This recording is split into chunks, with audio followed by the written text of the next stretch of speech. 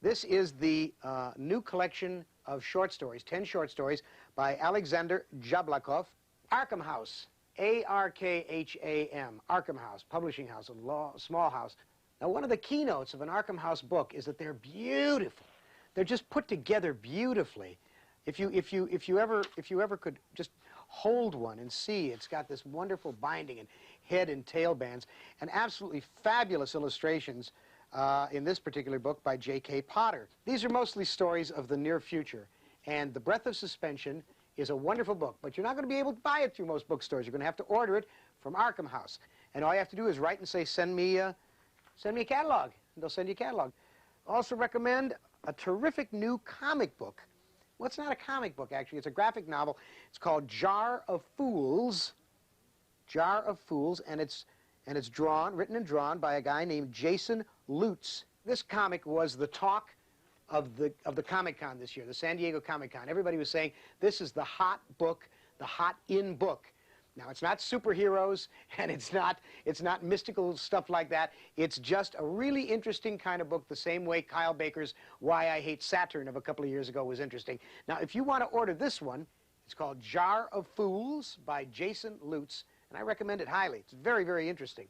As long as we're on comic books, best comic in years. Up there with The Sandman, up there with Peter David's Hulk. This is a book called Zombie, X-O-M-B-I. And it's weird, man. This is like Doom Patrol when Grant Morrison took it over and made it real good. It is a very, very hot book, very exciting, very strange, very surreal. Again, for instance, he said, flipping to the front cover, this character here, she's recurring. She's called the Catholic Schoolgirl. And as you can see, it says, it was the sound of mist chewing. Very good comic. I urge you to get it. Here's John Crowley's new one, Love and Sleep. It's the sequel to John Crowley's novel, Egypt, and I recommend it. It's very, very good. It's not as good as Egypt, but it's very, very good. One plug for the Comics Buyer's Guide. This is the weekly newspaper of the industry, comics industry. It's got everything in it you could possibly want to know about comics during the week. And it's full of ads, and it's full of all kinds of interesting articles about what's happening in Comics Weekly. It is a must-not-miss reading experience every week if you like comics. I wish I could recommend the best in science fiction. It's not as good as it should be. It's filled with errors, filled with the kinds of errors that perpetuate themselves in other encyclopedic books and reference books in the science fiction field. I guess it's like $50. And it's interesting. It's got some good stuff in it, but it is not as flawless as it ought to be for that kind of money. Okay, so now this is the other thing I want to show you, a terrific new thing to buy. There's this friend of mine up in Chapel Hill, North Carolina. His name is Grant Kornberg, and Grant used to have a bookshop called the Hardback Cafe, which is a bookstore and a restaurant. He got out of that business. He now does something called Largely Literary Designs. Largely Literary Design. You don't have to get too close on that. And one of the things that he does in Largely Literary Designs are these incredible posters and jigsaw puzzles called Buried Blueprints. And they're the work of Albert Lorenz, and they're incredible. This is my beautiful wife, and she and I were going to put one of these jigsaw puzzles together for you. So we worked for about 135 hours yesterday. And unfortunately, this is as much as we got done. What we're putting together here is Noah's Ark. That's what it's supposed to look like. And this is as much as we've gotten done.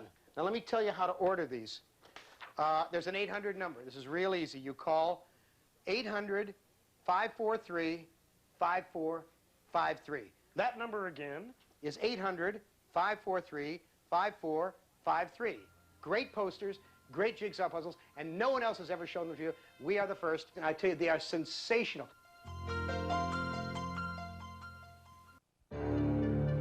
Our resident commentator on the passing scene is award-winning author Harlan Ellison.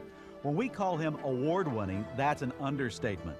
Harlan has won more awards for his 62 books, more than 1,700 stories, articles, essays, and columns than any other living fantasist. His current books are Minefields, Mephisto and Onyx, and I, Robot Screenplay, based on concepts by Isaac Asimov. Oh, all right, you caught me. Yes, this is one of the secret vaults here in the house. Yes, and you know what's in this secret vault? I'm going to show you what's in this secret vault. In this secret vault, part of my comic collection. Yes, folks, I've been collecting comics since 1939. Look at this. Look at this. Thousands of old comics. Ha ha ha. This is just part of the Marvel stuff. And do you know why I've been collecting comics? Because I love comics. And now, as a matter of fact, I have my own comic. Let me tell you about my own comic. This was not my idea. The producer said, let us do a show about your new comic. My new comic is called Harlan Ellison's Dream Corridor. Now, let me tell you how I came by this comic. About 4 years ago, Showtime, the cable network, came to me and they said, we want you to host a kind of a, show of fantasy stories. And you could do, you could do things like from Dangerous Visions, or you could do your own stories. So I said, that's kind of interesting. So I put together a thing called Harlan Ellison's Dream Corridor. So I put it together with an incredibly interesting framing device, I say with great humility, and we went and we talked about it. And they kind of beetled their brows and they scratched their heads like the little chimpanzees that they are. And they said, we don't understand what it is you're going to do with this framing device. We want you to do Rod Serling. And I said, no, no, no, you don't understand. I'm not Rod Serling. I have a very different kind of act entirely. So they gave it a pass. Now, about 2 months later, 3 months later, HBO comes to talk to me about the same thing. They had heard about this. So I go in and I show them the thing with the framing mechanism and blah, blah, blah, blah. And they say, again, we don't understand. Why don't you have storyboards made up? I said, I got your storyboards right here. Anyhow, it was because storyboards cost a fortune to make. So I let that slide. Now, a little time goes by and I figure to myself, storyboards. There's got to be a way to have storyboards produced that not only don't cost me any money, but can make me some money. That's what I really wanted to do. And then I thought, epiphany, a comic book. A comic book, at its best, is like great storyboards. And if I can get people to adapt my stories and they look really great, then I'll just show it to these morons at the networks, and they'll go for it, and I'll have my own TV series, and then I can retire to Bora Bora and never have to worry about that moron Charles Platt ever again. Well, folks, the first issue is coming out in January. It's called Harlan Ellison's Dream Corridor. We begin with a special, and then we begin the numbering with #1 in April. And the stories are unbelievable. The great Doug Wildey, who only recently passed away, he did his last work for my book. He adapted one of my westerns called The End of the Time of Leonard. We got Pat Broderick doing an adaptation of Len Wein doing my story, Quick Time. We've got John Byrne adapting I Have No Mouth and I Must Scream. Peter David, the great Peter David, who writes The Hulk. Peter David did my story Catman, which is being illustrated by Diodato. It is a great magazine, and in every issue, there'll be an original short story by me around the cover. This is the cover of the first issue. This is an original Stephen Hickman illustration. The second issue is an original Michael Whalen. The third issue is Leo and Diane Dillon. We got the best artists. We got the best writers. They're going to be real, how shall I put this delicately, real fundament-kicking books. And it's my own comic. I got my own comic. You understand what I'm saying here? I'm age 60 and I got my own comic. I am a success at last.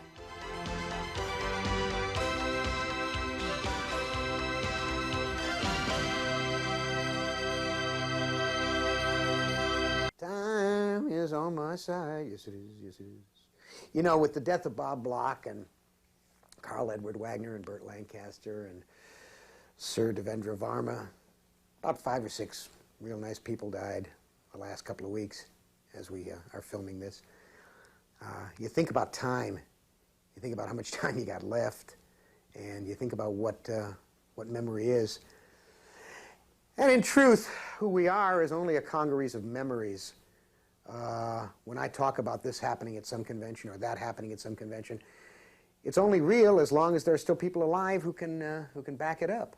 When I talk about meeting Hugo Gernsback, there may have been somebody else in Chicago who said, yeah, I saw that when Ellison met a Gernsback. It was really interesting. When Bob Bloch dies, the past goes. So I've been thinking about time. I've been thinking about time. And time, at this time of the year, is chronicled by calendars. It's a long stretch, I know, but I don't know, calendars just suddenly seemed important to me. And so I have assembled a group of really interesting calendars that you can go out and look for. Now, at this time of year, many of you get your new calendars and you get the latest Star Trek calendar, or you get the latest Hildebrandt calendar, or every year you may get the Boris Vallejo or the Frank Frazetta. And I'm going to try this year to move you off that. I'm going to try to bring into your life a little culture. You hear what I'm saying to you here? I'm talking culture. What I would like to do is get you to start looking at some of the wonderful art images that are a little fantastic in nature, but are not specifically genre-oriented. Like, for instance, back here, let me reach for it. There's a cactus here, and I don't want to hurt myself, but one of the great, great artists, a man named Gustav Klimt. Klimt did these beautiful, beautiful paintings. And this is a calendar of Klimt art. And it's published by a wonderful publishing house called Tenus. And Tenus publishes many, many, many wonderful calendars with terrific artists on them. The Klimt is only one of them. The Klimt, let me show you the Maxfield Parrish. This is the Maxfield Parrish calendar. It is so beautiful. Maxfield Parrish was the master. Most of the fantasists of today, whether it's Don Maitz or Michael Whalen, will tell you that Maxfield Parrish was the man. There's Parrish. Keith Haring. You ought to see Keith Haring. He had a very short art career, only from 1981 to 1990. And he did these wonderful street drawings, and he did these wonderful kind of fantasy images of the universe. Keith Haring died of AIDS, and some of the images are vaguely sexual in nature, but as you can see, there's nothing vaguely sexual about that at all. He just had these wonderful, wonderful kind of innocent street images, and I recommend to you Keith Haring, the 1995 Keith Haring. These are all Tenus calendars. Kenny Scharf is one of these great modern fantasists. Kenny Scharf's stuff is so funny and so pretty that it'll make you smile every day that you have the calendar up. I recommend Kenny Scharf to you. That's S-C-H-A-R-F. Now, let me show you something that Tenus does that you're going to love. This is called a cassette, a CD cassette calendar. This is Magritte, and on the back is the calendar. But each day, each month rather, is a Magritte painting. This one is one of my big faves. This is an easel calendar. Now, this one was done by Chronicle Books in San Francisco. You got to ask for this. This is the Kinsey locomotive portraits, and it forms an easel like that, and it stands up like that, and you flip it each month on your desk like this, and you wind up with these great images of old locomotives. It's a terrific one. It's not fantasy, I know, but it's wonderful. The last one is one of my real faves. This is the Fractals 1995 calendar. These are the computer-generated images that are based on the fractal geometry of Mandelbrot, and they are just beautiful. And here is a for instance. This is called Snowflake in Winter. It's by Darrell Hepting, and it's Van Koch's Snowflake Curve, an early mathematical monster, and it's just gorgeous. And you hang that one up in your house, and people will come in and say, instead of seeing these oiled barbarian warriors and women with improbable breasts, they will say, you got culture, you got class, and you will have that class for a full year if you'll only listen to me. My pal Bob Bloch died at 8:30 p.m. Pacific Standard Time on Friday, September 23rd. This commentary goes in a couple of different places. Bear with me as I go there. When I got into L.A. in 1962, I was broke, dead flat broke. It's one of those Horatio Alger stories. I had literally 10 cents in my pocket, 10 cents. And I was getting divorced from a lady, and she had a son from a previous marriage, and we had driven out here, and I got here broke. And I wound up in a motel, and I was stuck in that motel for 2 weeks because I didn't have the money to get out. And I went and I asked Bob Bloch, whom I had known for many years. I'd known Bob since I was 14 years old. I went and I asked Bob Bloch if he could grub stake me a couple of $100 bucks. It's 1962. $200 was a lot of money. Bob had just come out of a year-long Writers Guild strike and was pretty close to the edge, had no money, but I didn't know that. He gave me the $200. I was unable to pay him back for 5, 6 years. He never asked me for it once. Never. When I paid it back, it's almost as if he didn't remember it.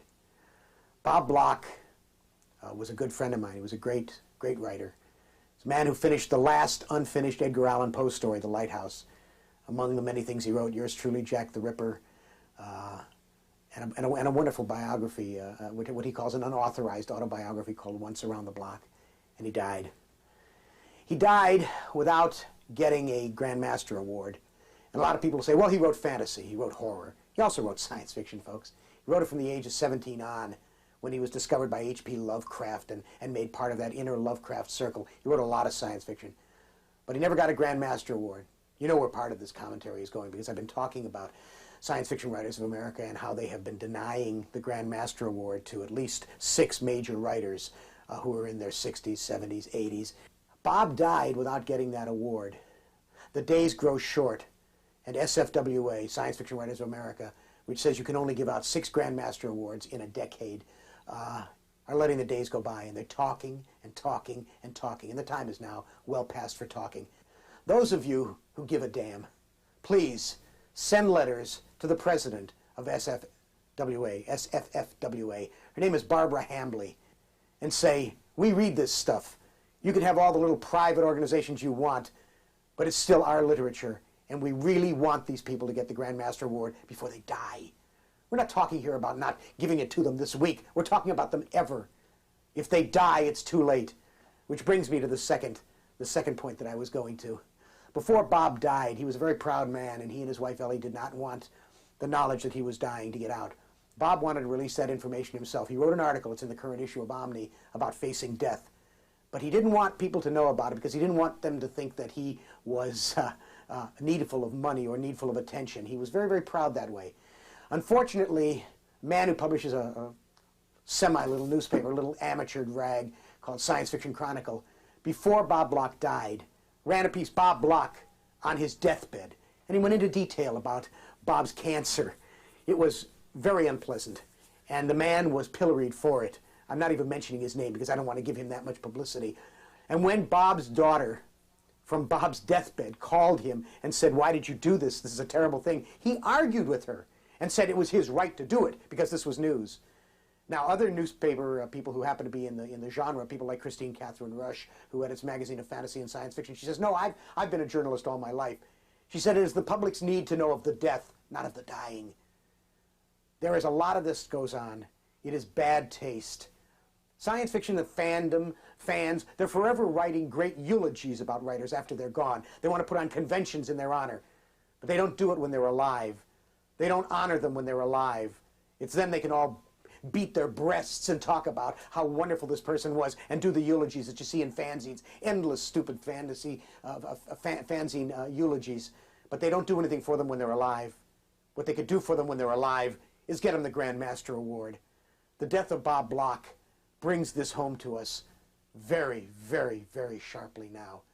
The time for talk has passed. I've done 4 of these, and SFWA has done nothing yet. Now is the time for those of you, writers and readers and fans and editors who give a damn, to do something. Put the pressure on, if for no one else, for the memory of Bob Bloch. Yeah, forget it, Jarek.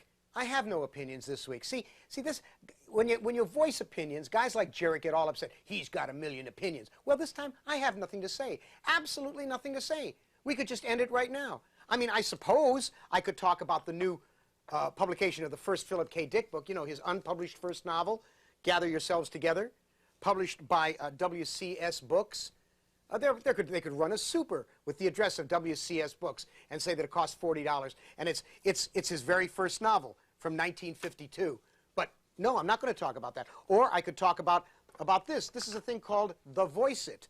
Voice It. This is a wonderful little thing. You know what Voice It is? Voice It is like a portable Post-it. It's this little itty-bitty thing, and when I have a question, like, look what, I press this and I say, tell Jarek to go and, you know, take a flying leap. And then you press it off, and then you play it. Tell Jarek to go and, you know, take a flying leap. See, this is a wonderful thing. It's made by the Voice It company. I urge people to get these. This is a great thing for any businessman or anybody who's got ideas, writers who get story ideas and they don't know what to do with them. You got a million Post-its. You use these. You got 70 seconds. Bam, little short things. It's a great gadget. Also proving I'm not a Luddite. Or I could point out that Omni is making a laughingstock of itself with all of these stupid UFO things. UFOs, every damn issue. UFO conspiracy, UFOs, the real UFOs, exclusive UFO cover-ups. Nobody cares. The only people who believe in UFOs are the same people who, they're the kind of people who don't ask the important questions of life. Questions like, why is Selsun Blue green? What is it that Sharon Stone has up her skirt that at least 50% of the population of the planet also has that deludes us into believing this woman is an actress? From what university and in what rigor did Dr. Dre get his diploma? Does it not bother you that at least half the X-Men are women? Why are they called skinheads when clearly they are boneheads? Separated at birth, Garth Brooks and Mr. Potato Head. These are the important questions, and I could talk about them if I had an opinion, but I have no opinions, none at all. So bite this, Jarek.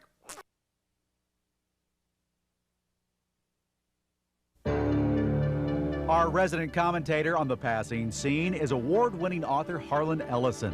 When we call him award-winning, that's an understatement.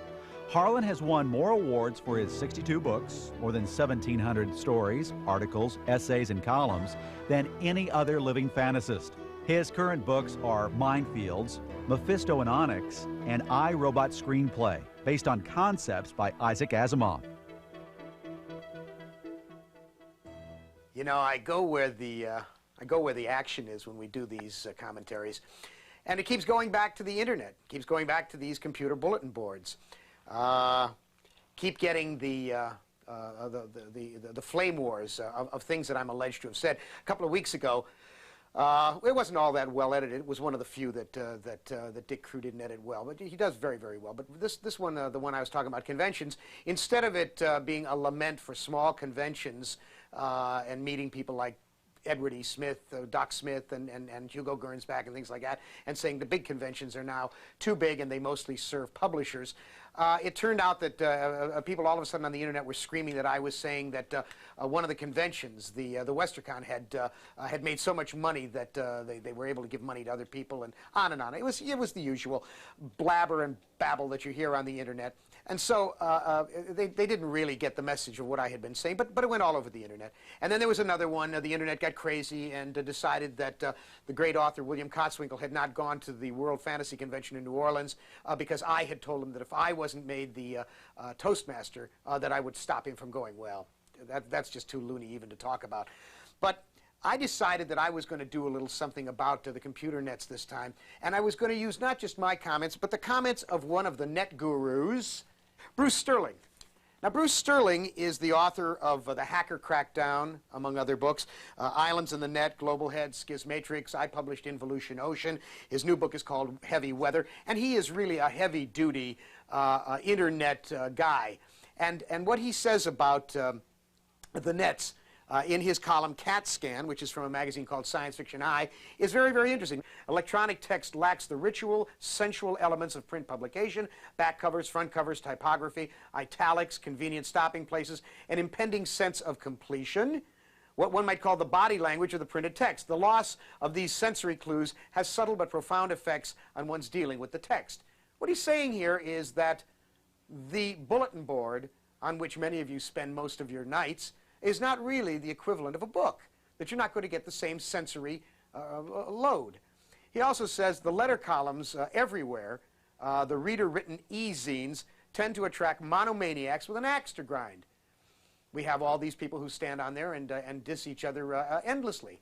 This is one of your own. This is one of your gurus. It's not me babbling at you. This is one of your own high gurus talking. And he says, I've gotten quite a lot of email that by all rights should have been written in crayon by a person whom a kindly society had deprived of sharp objects. It can often take several exchanges of email to bring forth a realization that would have taken perhaps 7 seconds of contact in real life. This person is unhinged. These are all problems that one gets with the computer bulletin boards. I think you should talk among yourselves. And in fact, when he talks about science fiction, he says the net is not really concerned about talking about science fiction. What he says is the net is interested only in the net. Net spiders are, in that sense, much like the ham radio people who bounce signals off the ionosphere all the way to Madagascar so as to ask, well, what kind of ham shack you got? What kind of bulletin board you got? I rest my case. It's not me. One of the things that gets me crazy, and it gets every writer crazy, whether they're in this field or any other genre, is getting one of these letters from somebody in East Chittling Switch, Georgia, or some other center of great wisdom, saying, well, I know you're a great writer, and I just love your works, but I can't find any of your books on the newsstand. Why is that? Well, I'll tell you why, dummy. You also can't find Joseph Conrad's books, or Edith Wharton's books, or Mark Twain's books. That's because this is a market-driven industry. If any part of that phrase confuses you, turn to the person next to you and say, what means that, market-driven?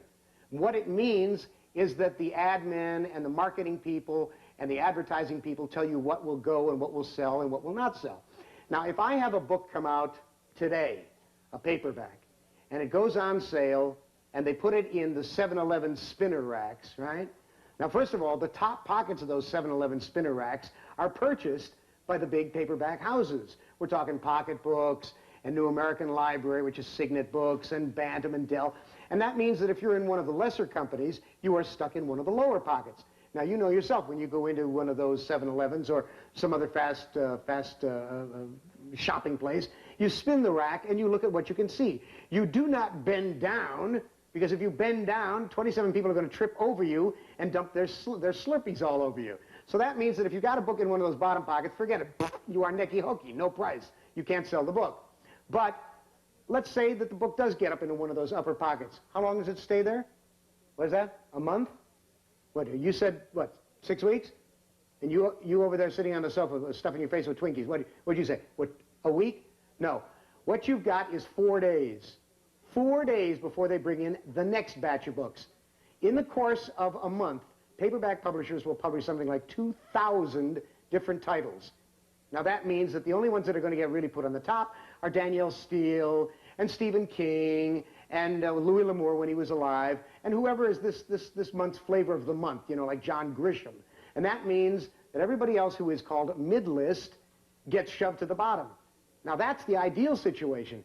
You want to know how long it is in the biggest newsstand in America? First of all, do you know where the biggest newsstand in America is? No. Good guess, but no. I'll tell you where it is. It's at O'Hare Airport in Chicago. They have the largest newsstands in the world there. In those satellites, they sell more paperbacks per annum than entire cities, entire states. And you know how long you've got there to make it? How long do you say? What? 1 day?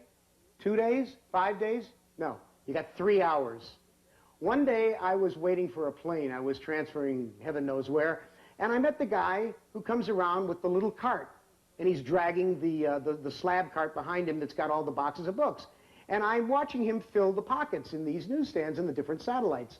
And I said, how long can you tell when a book sells there? He says, you got 3 hours. He will load up a pocket. He'll put 4 of everything, and then he will go away. His rounds around all of the satellites of O'Hare Airport take him 3 hours. When he comes back, if he put up 6 copies of my book, and there are 4 still there, and he put up 13 copies of the Stephen King book, and there's 1 there, out come my 4, and in go 13 more of Stephen's books. Now, that's why you can't find any of my books. I got 59 books. None of them are in print at the moment. And I'm not the only one. For a list of Harlan's books that are available, here's the address. Write to HERC, Post Office Box 55548. That's in Sherman Oaks, California. And the zip is 914130548. Simply ask for Harlan's book list. He also has audio recordings available as well. Simply say, The Buzz sent you. Times is tough for writers. You just don't know how it is. In addition to having a steadily more illiterate audience every year, I mean, that is to say, people who don't read books, people who have forgotten the past to the extent that nostalgia becomes what they had for breakfast, we have this thing called political correctness. Now, in the world of science fiction, writers have to pay attention to what's going on around them, because science fiction is the only 100% hopeful fiction. That is to say, inherent in the form is, there will be a tomorrow. If you read a science fiction story, it says, this will happen tomorrow. Now, that's very positive. It's very pragmatic. We'll be here tomorrow. We may be unhappy. We may be all living like maggots, but we'll be here. So that means it's 100% positive. Artistic freedom, thus, becomes something that might be a little troublesome, because we deal in allegory, because we deal in the ideas that are not exactly what they are today, but they seem to be about something that we know today, and yet they're tomorrow's idea. The Jesse Helmses of the world, the Phyllis Schlaflys of the world, the Pat Buchanans of the world, the skinheads of the world find science fiction very, very, very troubling. And they want you to be politically correct. That is to say, you are not allowed to insult anyone. You can't have a character who's an unpleasant woman. You can't have an unpleasant person who has a deformity. Everybody has to be terrific. Let me tell you a story. This truly happened. A few years ago, I got a letter. I get a lot of mail. As a writer of Matters Fantastic and as a critic of the field, I get a lot of mail. And they're filled with opinions. Everybody has opinions. I have them, you have them. And we are all told from the moment we open our eyes that everyone is entitled to his or her opinion. Well, that's horsepucky, of course. We are not entitled to our opinions. We are entitled to our informed opinions. Without research, without background, without understanding, It's nothing. It's just bibble babble. It's like a fart in a wind tunnel, folks. So I get opinions. And I get a letter one day from a guy, we'll call him Mr. Johnson. And Mr. Johnson says, "You are always writing stories in which midgets are villains." Now, footnote here. When you get one of these letters, they don't say something rational like, "In this story you did it," or "that story you did it." It's always, "You always did it." So I went back through 1,100 published stories. I found 2 stories with midgets in them. One of them was the hero. So this guy writes me and he says, "I am 3 foot tall and we don't like being called midgets. We like being called little people." Well, I thought about this letter for a while, this political correctness being a problem, and I really am concerned about it, and I thought about it, and I thought about it, and I thought about it, and finally I wrote him back a letter and I said, "Dear Mr. Johnson, I am 5'5". I'm a little person. You're a midget." I am the High Priestess of the Temple of the Triangle. Welcome, and learn what I have to teach. The CD-ROM industry has grown enormously in the past few years, and several industrious young companies are clawing for a piece of the computer action. Does he get to converse with different characters in Dark World as well? Oh yeah, there. Cyber Dreams, located in Southern California, was founded in 1990 when CD-ROMs were still a convoluted concept to the majority of the population. The company made a name for itself in 1993 with Dark Seed, an award-winning title that utilized the eerie artwork of Swiss designer H.R. Giger. Andrew Balzer, Director of Sales and Marketing, says that by blending creative talent with cutting-edge technology, the company has found its niche in a competitive marketplace. What we've done is we've teamed up with world-famous artists, writers, and designers, and we've brought their expertise into the computer world in creating games for CD-ROM, for Macintosh, IBM, and set-top station. Don't bother me, human. Can't you see I'm floating? A sequel to Dark Seed is due out in November. As in the first game, Dark Seed 2 follows a writer named Mike Dawson into a weird parallel universe called Dark World. And fear not, Director of Development David Mullock assures us Giger's macabre monsters are creepier and more colorful than ever. We're after a much higher graphics resolution this time around, with the capabilities of computers being much higher than they were several years ago. In the original game, we had 16-color graphics. This time around, we have 256 colors. You named me Allied Master Computer and gave me the ability to wage a global war too complex for human brains to oversee. Harlan Ellison has chosen to collaborate with Cyber Dreams on his first and only venture into the computer game scene. Based on his popular short story, I Have No Mouth and I Must Scream, the game has been stirring up controversy for months, even though it won't be out until mid-November. It's not like an arcade game where people just bang, bang, bang. It is a game that is supposed to make you think. It's supposed to disturb you and upset you and unsettle you, and I don't know of any other games that are like that. The storyline for the game picks up where the short story leaves off. 5 protagonists have been tortured by a crazed computer for 109 years, and now each is being sent on a horrid adventure. One of the story tracks involves a Holocaust scenario, and therein lies the controversy. At one of the computer shows where a preliminary version of I Have No Mouth and I Must Scream was being showed, somebody showed up and got very upset about this track and said it was very disturbing, very upsetting, and it trivialized the Holocaust. Well, let me tell you something. I'm a Jew. The only way you could trivialize the Holocaust is if you forget it. Where have you been, Nimdok? We are waiting on you to perform. You were waiting for me? We're trying to go beyond something that merely passes the time. We're trying to create something that by playing it, it was worth your time. And trying to explore ways to create something that's truly interactive literature. Otherwise, what's the point of hooking up with creative geniuses like Harlan Ellison and H.R. Giger? Well, Cyber Dreams must be doing something right. Wes Craven, the twisted mind behind Nightmare on Elm Street, just signed on to create a game based on an original idea of his. Freddy Krueger in a CD-ROM game? Who knows? This company is full of surprises. I've been collecting trading cards, comic character cards, baseball cards, since I was a kid. It was always fun. You got a pack of bubble gum, you got one piece of gum, you got one picture, or you got 2 pictures. Now, for a penny. Nowadays, you get 10 holograms, chromiums, metallic cards, and they cost you $3 a pack, and there's no gum at all. And that's okay, too. Patterns change, money changes. But Unfortunately, the greed of these people has just gotten beyond my taking it. Because, folks, kids don't get to trade anymore. I mean, it's not like Middletown, Ohio, where you would go and you would find other kids in the schoolyard and you'd say, I'll give you a Mickey Mantle for a Willie Mays. You couldn't do that anymore, particularly with comic character cards. Come here, let me show you something. I got a call from Don Butler at Cards Magazine, and Don said, have you seen this new stuff that the Fleer is doing? I said, no, have them send me some stuff. So they sent me 2 boxes. They sent me this box, which is the Fleer Metal set, 1995 Fleer Metal, Marvel Metal set, okay? They also sent me another one called the Fleer Marvel Annual set. Now let me show you something. Come on around behind me here. I'm going to have to hold it up so you can see that these are pockets. I put them in these containers. They hold 9 shots. And as you can see, there are a lot of them empty here, right? They sent me a box. There was not a complete set. And once you got as many as you could get, you suddenly found something like this. You found a card like this. Here's War Machine. And then you see this one, and you say, well, wait a minute, it's exactly the same card, except then you see it says Flasher down here. Now, if you look at the other side, here's the regular card, and here's on the Flasher card.